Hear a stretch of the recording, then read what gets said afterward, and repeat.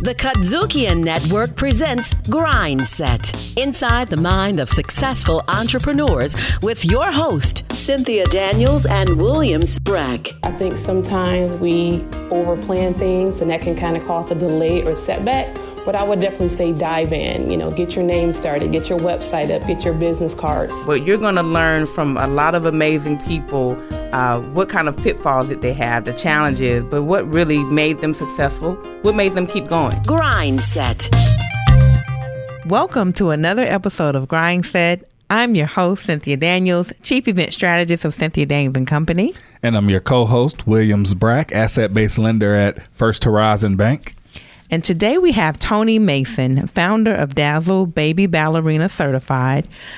She's really like the modern day Mary Poppins and teaches children valuable lessons with a magical touch. She is also the creator of Tutu Petite, a virtual online ballet program which provides opportunities for young movers around the globe to experience dance no matter their geographical location. All I know is that, ballerinas are the closest thing you'll get to a princess here in the United States. And so I'm looking forward to interviewing this modern day Mary Poppins, as you say, right here on Grindset. And so we'll be right back after the break with Toni Mason, founder of Dazzle Baby Ballerina Certified. Grindset on the Kudzukian Network. Jazz, America's own original musical art form. When did it start? Who were and are some of the major players?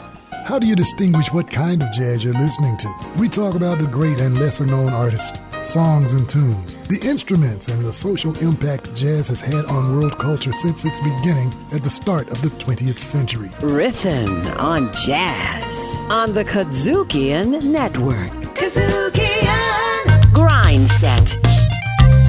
Welcome back to Grindset. We are so excited to have Toni Mason, the modern day Mary Poppins, in the studio with us today. How are you? Great. Hello, guys. Welcome. So we have so much to cover, so little time. So we're going to jump right into it, Toni. Tell us a little bit about your company, Dazzle, and what exactly do you do? Okay, so Dazzle is a early childhood toddler dance program for girls ages 2 to 9. Okay. They come in and they explore in dance and movement and, of course, ballet. They see me once a week. So it's just giving an opportunity to little girls all over. I love it. And I mean, that's such a unique market. How did your company Dazzle get started? So the company actually got started in 2010. Okay. I started out going into preschools where I would go on site and teach. Okay. So I did that for 2 years before actually starting a studio setting. So that's pretty much how I started Dazzle itself. So is that where you started to recruit parents for the business?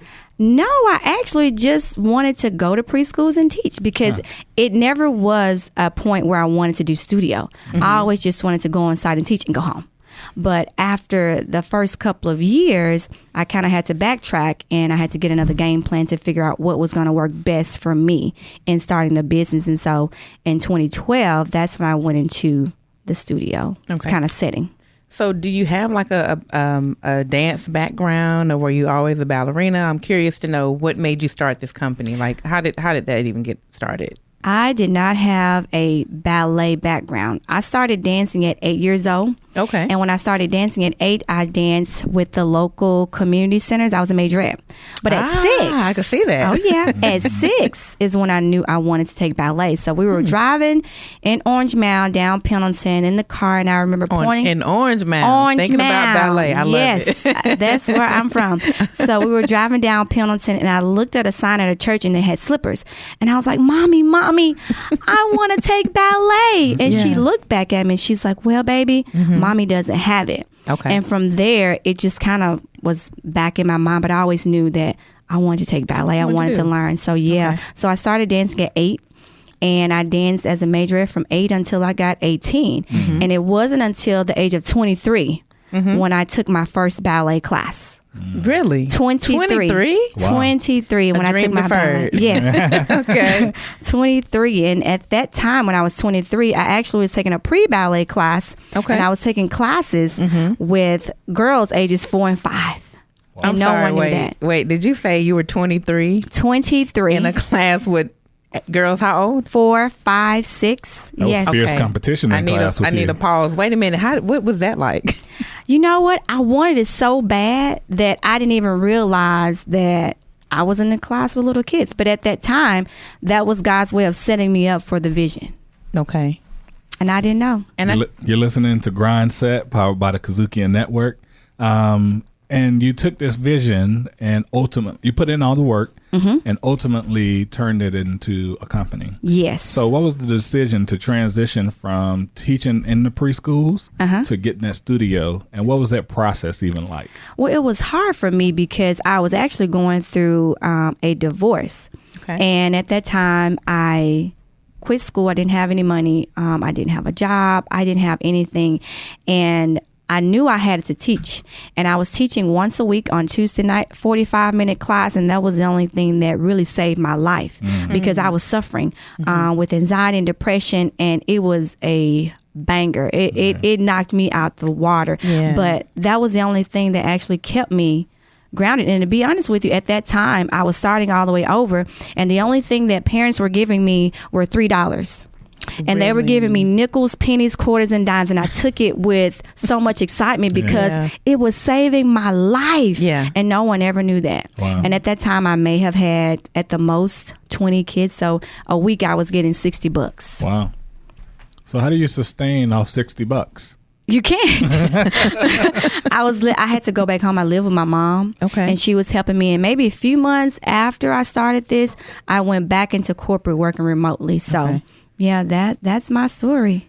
And I think what's so incredible as I'm over here just in awe of you, that it's not an easy road necessarily to entrepreneurship, that it's not always going to be money coming out the gate. It's not going to be pretty every day. But if you're passionate about it and you put in the work, it does turn into this beautiful journey. Yes, it's a fight. Yeah. It's a fight. Yeah. It's a fight between your mind and then what you actually see others doing. It's a fight. It's a fight because you're always wondering, when will it be my time? When will I get over this hump? Because you don't know, but you have to keep at it. Right.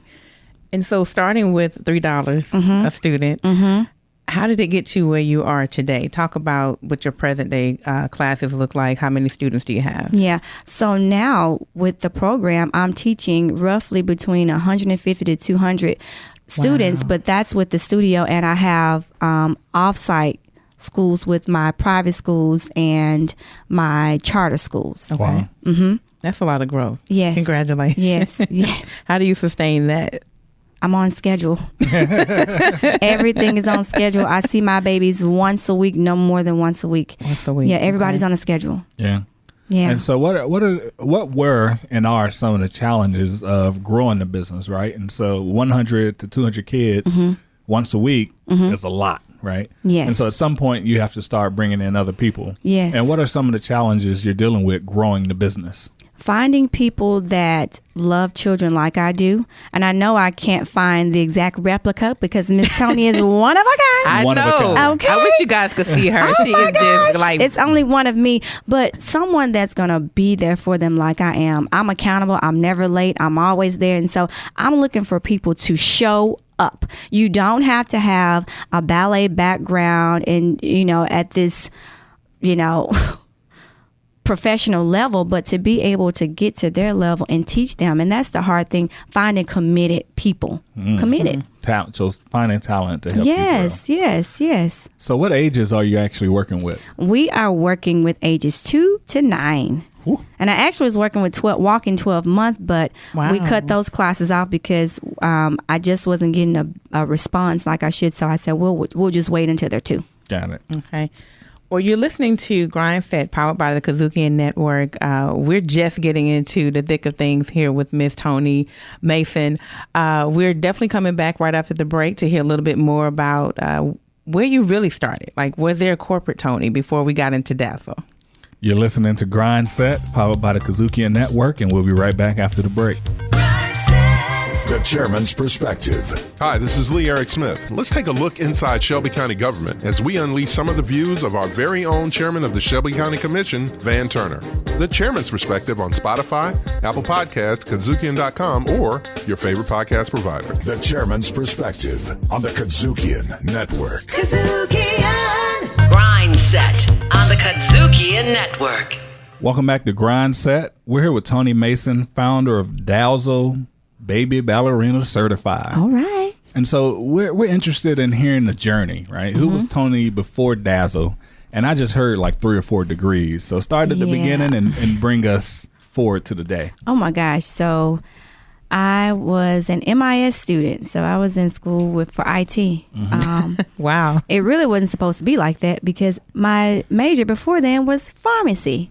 Really? Yes, I know, all over the place. So I wanted to be a pharmacist, but then I felt like I wasn't getting enough attention. Okay. And so I was like, you know what? I need to change my degree fast, but I wanted to change to something where I knew I could get paid. Yes. Some dollars. So I actually was talking to an IT friend, Tarek. He probably don't even remember. Tarek Hunter. I was like, Tarek, what is your degree in? He was like, well, I'm doing MIS. And he was telling me how much they could make. And so I actually changed my major to MIS. And so while I was in the program, dance came back up again. Went to the the advisor, asking her, how could I map out getting a degree in dance? And so she really deterred me. She was like, you know what? I wouldn't do this. If you want to do dance, just go to LA or somewhere. I wouldn't waste my time, doing a dance degree here, because at that point, the BFA program had been removed from the University of Memphis. So it was just a university college dance degree. Through University College, you could do a dance in education settings or dance for the community. And eventually I went back years later and did dance for the community setting. So I was working in IT as a project manager. So you did get that MIS degree. I did. Okay. I sure did. I went and got that MIS degree. I graduated in 2009. I did it took forever. And so I did IT. I actually was doing IT and starting the business all at the same time. Wow. I have been doing everything all at the same time. I actually, to be honest with you, now I'll go back. I didn't start doing the business full time until last May. May of 2018. So I've always had the business and a job or corporate job the entire time. So I got the degree in 2009, and then in 2010, that's when I started doing the preschool programs, and I actually was on a contract. Okay. And I said that I did that contract from 2010 till about 2012. And I said, if I lose another contract, I'm going back to school for dance. Okay. Wow. And I ended up in that time frame, 2010, I believe, I lost another contract. But at that time, I had already applied for the dance program. It was already set up. Passion was in the driver's seat. It was already set. I knew it. It was a burning desire. I would be up 3 and 4 and 5 o'clock in the morning. My ex-husband was like, girl, go to bed. And I couldn't. You think about dance. I was trying to figure it out. I was researching best practices. Who else was doing this? And the only people that I could find that were doing what I was doing was Caucasian women up north. And they were doing it well. In no offense, they was making a lot of money doing it. And so I knew that this was going to be my niche. So you got the MIS degree. You got the dance degree. Did you get any other degrees in the process? I sure did. I sure did. So once I graduated with my dance degree in 2014, I ended up losing my job again. And I was out of work for about a year, still doing the studio, but I still needed that income because the studio numbers were not as they were now. And so after that, I actually went back to school at University of Phoenix and got a degree in project management. Wow. Yeah, it was a graduate certification. So with that graduate certification, that pushed me into another IT job while I was doing the business, because I feel like I didn't truly believe that I could do the business by myself without any additional income from other jobs. So I was kind of insecure about it. I wasn't 100% sure. And I felt like God was saying, you are not trusting me, because every time I got a job, guess what? I lose it. You're listening to Grindset, powered by the Kudzukian Network, and I'm over here just almost choked up because I can totally relate to everything you're saying. Sometimes we doubt ourselves as entrepreneurs. We feel like we have to have the master plan. You have to have this nice check coming every 2 weeks, but sometimes you really have to step out on faith and just believe. And I'm excited and proud of the woman you are today and what you're doing. Yes. So in thinking about, starting that business, tell us a little bit about that first year. What was that first year like for you, Toni? The first year, because I was actually playing around with the business, it was like I had one foot in and I had another foot out. Okay. So I was actually starting the business like a hobby. And the reason why, it took me so long to get to this place because I wasn't serious about it. Okay. And then there was fear. Yeah. There was so much fear. There was fear. And I wouldn't put myself out there. People knew I was teaching babies, but not at the magnitude that they know now. Right. Because I don't know why I was so fearful. It was like, what can happen? Either they can say yes for the service or no. There's a whole lot that can happen. I can tell you that much. Yeah. But I mean, in terms of being rejected from, people believing in your dreams. Right. And so I didn't actually start taking the business seriously until about 2013. That was the year after. Wow. I was doing the donation thing because I closed the business down in 2012 to save my marriage, and it didn't work. Okay. So when I closed the business down, I had to reopen the business up and just kind of fight for it. So the first year, it was kind of like in 2012, I was starting all over. Wow. And so that's when the $3 donations came in. And then in 2013, we just started taking them prices on back up. I love it. That's a major key alert, by the way. So talk to us about the last 12 months, right? From May to May. Now you're full time. Yes, it just happened. So I was working remotely on, and this was a full time job. It wasn't a contract. I was working remotely, and they was like, "Hey, we're going to take your position to India," and I was like, "Okay." I had been preparing for it for a few months before then, and once it happened, it was really a relief. Yeah. Because I knew then God was saying, "Step out and believe and trust me." And I have not missed a meal. I have not missed a bill. And I actually, to be honest with you, I received more than I would have had I not stepped out. That's beautiful. Yeah. But you talked about the insecurity. Yes. You talked about the fear. Earlier, you talked about the depression and anxiety and all these things, right? So how'd you overcome it to get to the point where you are today, where you're not missing a meal? Prayer. My mother's prayers, I can tell you that. And I had to go to counseling. It got to a point where I was taking medication and people didn't know that because I thought it was going to have a negative side effect with me teaching, but I needed something to help get me through. And no offense, we always go to, biblical counselors, but I needed a therapist. Yeah. I needed somebody to take me back to pinpoint how this all came about and where that anxiety was triggering from. And it would trigger from abandonment. It was triggering from, going through a divorce and, this is it. And it's like, where is my life now? So it's still a work in progress. I'll say that. Aren't we all? Yes, it is still a work in progress. And there are definitely times, even now today, that I'm having to go back and do some checkpoints. Okay. Going back into therapy, going back into seeking advice for myself. Yeah, thank you for sharing. Yeah, and I love that you're saying this because I think mental health, more people are having that conversation. And I love that you're able to be so transparent with women that are listening out there because they are feeling the same way, but they don't know that that's an option for therapy. Yeah. Another thing for me that comes to mind in thinking about just mental health and wellness, how do you try to balance everything? What does that look like for you? Is there such thing as because the way you're looking at me now is like, what is that? I don't actually know how I balance. I think because with the studio, I run it such consistently. It's like clockwork for me. Okay. So with the studio alone, it's like I know it in and out. Right. Everything from the scheduling, from recitals to class times to what's expected for each level of class because I just do it naturally. Right. But at this point, I'm having to start to kind of do more planning and putting things on the calendar, but I don't know how I balance. Yeah. I actually don't know. It's probably that project management degree, but the topic of balance is important. And so when we start the next segment, we're going to dig deeper into that as well as the future for you and Dazzle.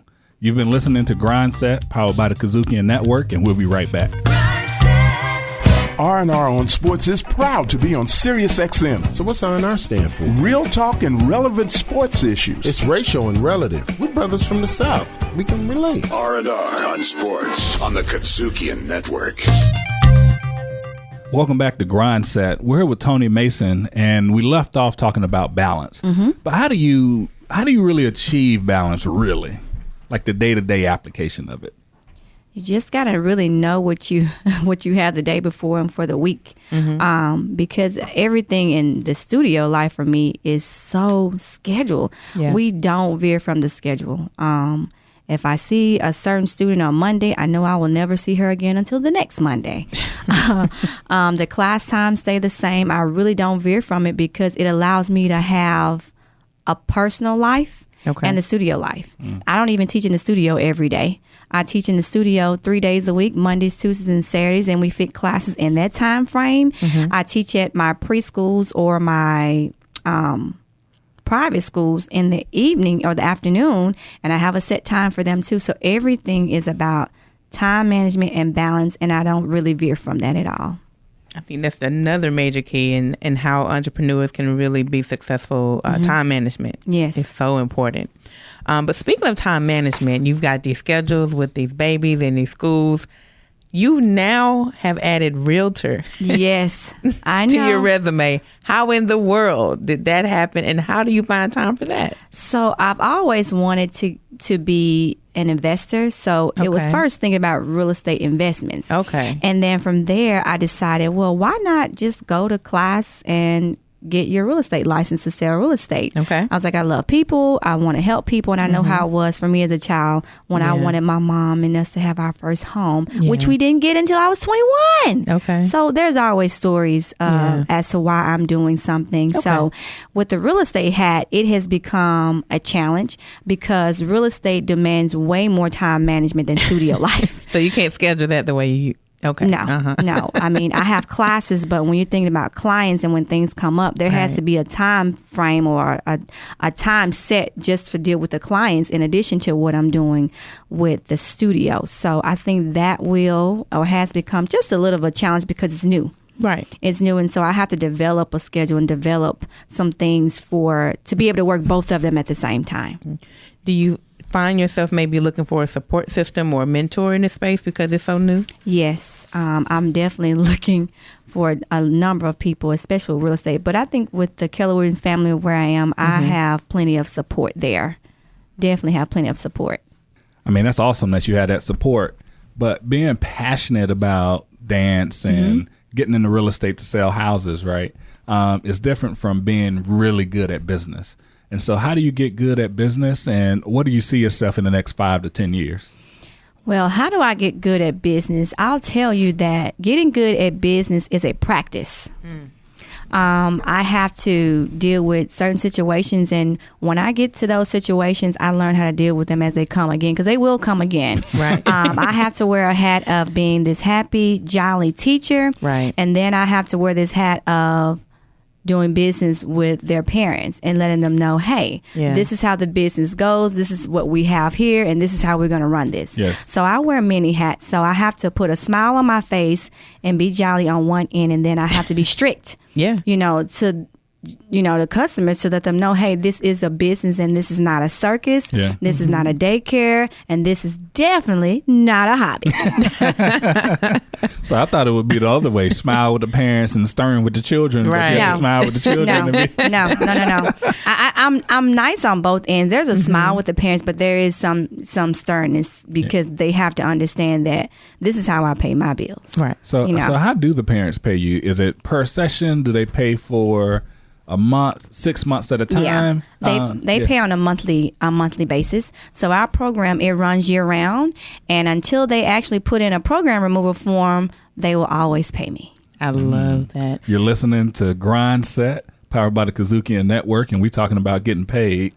And so you put them on a recurring, yes. And I got to imagine that people want to do this, right? It's their baby girls, very young, right? And so once they're in, they're typically in, right? Yes. They're in until they want out. Well, another thing I'd love to know, How big do you see your business getting? Do you plan on going to different markets? Do you think you'll go back to maybe the 10 to 12-year-olds? You know, kind of what's next for Dazzle? I get those questions a lot because I actually stopped at 6. And really? Just a year or two ago, I increased it to 7, 8, and 9 because those babies that I've had since they were 2, they didn't want to leave. That's a good thing. I think it's beautiful. Yeah. But I feel like for me, you know, in the next 5+ years, it's going to be time for me to step back. So I'm really going to be looking for people to step up and that want to teach and that want to educate, so that I can kind of take a back seat and lead more than being into the classroom, because that's the only way that Dazzle is going to grow at the capacity that I would love for it to grow, to get to, you know, 300 and 400 students, or to even to be able to franchise into other cities, to be able to provide an opportunity for girls that may have had the same dreams as I have that want to teach babies. But you're not in a major city like LA or New York where dancers are everywhere. And right. You can just hire a teacher, right? So how do you kind of nurture talent here in Memphis to be able to work with you and for you? I just feel like if they have a little bit of a background, I can kind of guide them. Just a little bit of background, because when you're teaching a beginner or a pre-ballet program, it is not that they need all this extensive knowledge. And a lot of the experience that they need is really getting into the classroom, because the books can only teach you so much, because once that baby gets you in the classroom and she can see if she can run over you, that's where the test comes. Now, do you at least need to know how to dance? Yes. Okay. Please know an 8 count. Please know 1, 2, 3, 4, 5, 6, 7, 8. At least know how to point your toes. Yeah, that's very just the basics. Yeah, yeah, I love that.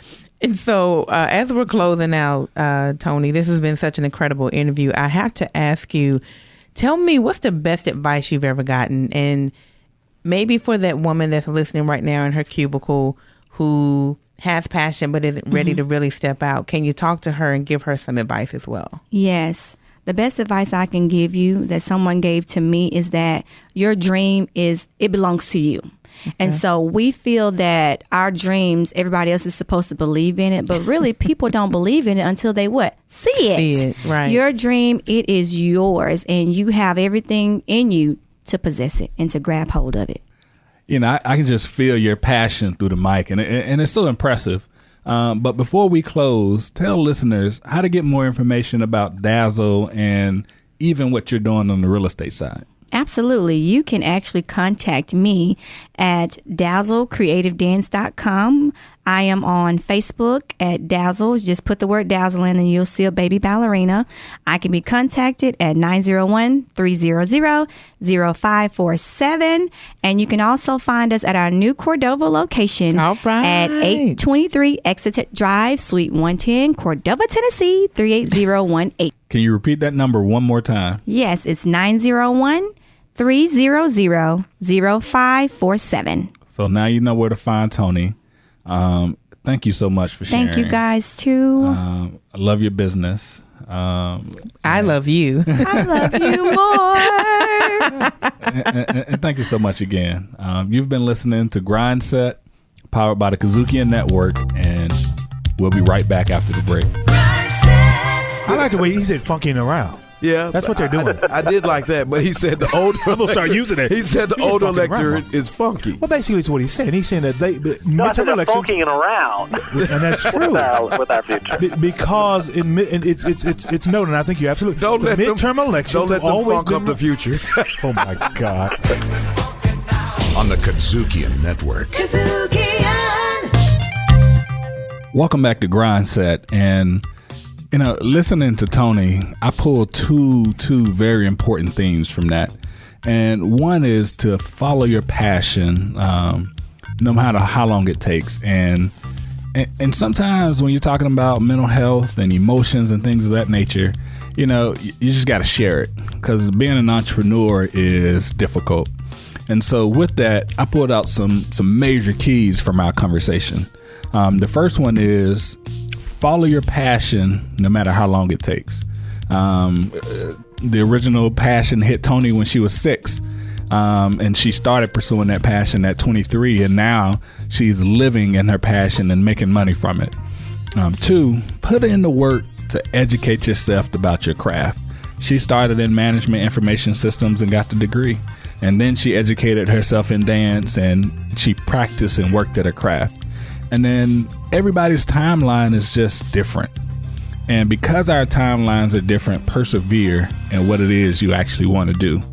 And then from a business standpoint, manage your time like you have standards and stick to a schedule whenever and wherever you can.